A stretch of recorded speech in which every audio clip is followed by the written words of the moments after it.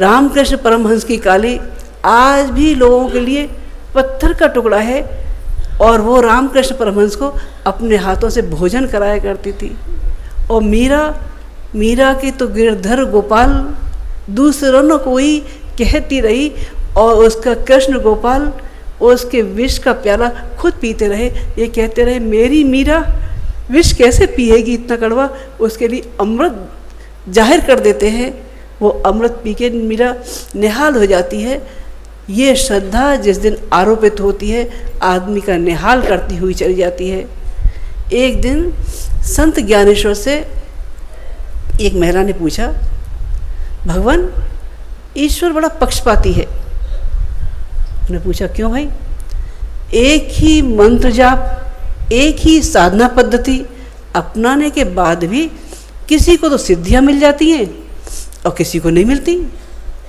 ज्ञानेश्वर जी कहने लगे, बेटा ऐसा है कि ईश्वर पक्षपाती नहीं है, इसके लिए व्यक्ति को अपनी पात्रता विकसित करनी पड़ती है। वो कहने वाली अगर पात्रताएँ विकसित कर ली तो आदमी का अपना पुरुषार्थ है, उसमें ईश्वर का क्या गया, उनकी क्या खासियत रही। भगवान सोचने लगे भाई अब इस महिला से बहस करना ठीक नहीं है। वो चले गए। दूसरे दिन उन्होंने एक सज्जन को भेजा और ये कहा वो जो देवी कल आई थी उनसे उनके आभूषण मांग लाओ।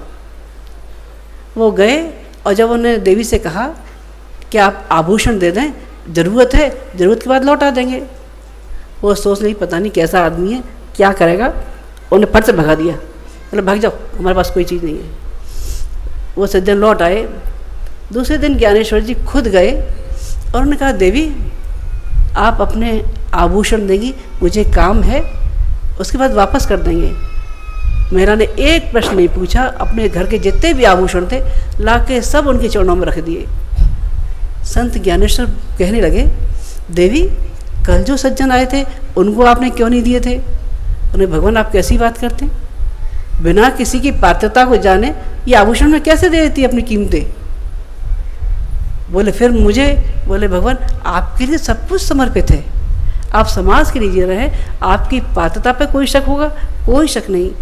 संत ज्ञानेश्वर कहने लगे देवी आपकी उस दिन की बात का यही जवाब है कि आदमी की पात्रता हो तो आदमी को चीज़ें मिल जाती हैं। आप अपने आभूषण जब व्यर्थ की चीज़ है या व्यक्ति को नहीं दे सके तो ईश्वर अपनी अमूल्य सिद्धियाँ बिना पात्रता को परखे कैसे दे सकता है? और पात्रता है या नहीं है, गुरु में है या नहीं है, शिष्य में है या नहीं, दोनों में पात्रता नहीं है तो बात कैसी होती है? बात भाइयों बहनों ऐसी हो जाती है। गंगा किनारे कुछ लोग स्नान करने आए, स्नान किया और स्नान करने के बाद अभिषेक करने लगे और उसके बाद ना वो मणिमण प्रणाम करने लगे। अंजलि के बाद उन्हें देखा एक सामने से कोई पंडित जी आ रहे हैं। पंडित जी आए, बीच में ही उन्होंने अपने मंत्र बोलना शुरू कर दिए, उनके हाथ में जल, उन्होंने मंत्र बोलना शुरू कर दिए। वो भी सज्जन चुपचाप, भाई पंडित जी हैं बोल रहे हैं, बोलने तो बोलते रहे। अब बोलने के बाद वो बोले जजमान दक्षिणा। अब जजमान जी सोचे पंडित जी को बुलाया था नहीं, आ गए अपने आप, अब मांग रहे दक्षिणा।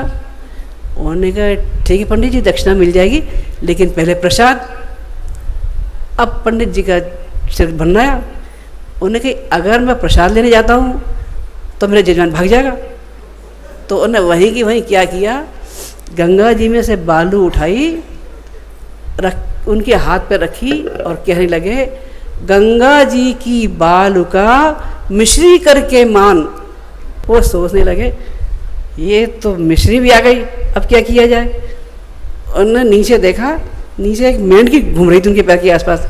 उन्हें झपट्टा मारा और पंडित जी के हाथ पर रखी, गंगा जी की मेंढकी गैया करके मान। अगर ऐसा ही क्रम, ऐसी ही पात्रता गुरु और शिष्य की रही तो भाइयों ऐसे ही उपहास बनेंगे जैसे होते हैं, और पात्रता विकसित नहीं की गई तो। कबीरदास जी ने कहा गुरु गोविंद दोऊ खड़े काके लागो पाए, बलिहारी गुरु आपनी जिन गोविंद दियो बताए। उन्होंने गुरु का स्थान गोविंद से ऊंचा रखा उन्होंने कहा गुरु ही वो शक्ति है जिन्होंने गोविंद के बारे में जानकारी दी। गुरु सबसे बड़ी चीज है। हमारे YouTube चैनल शांति कुंज वीडियो गायत्री परिवार को सब्सक्राइब करें एवं बेल आइकन जरूर दबाएं ताकि गायत्री परिवार की विभिन्न गतिविधियों की जानकारी आपको मिलती रहे।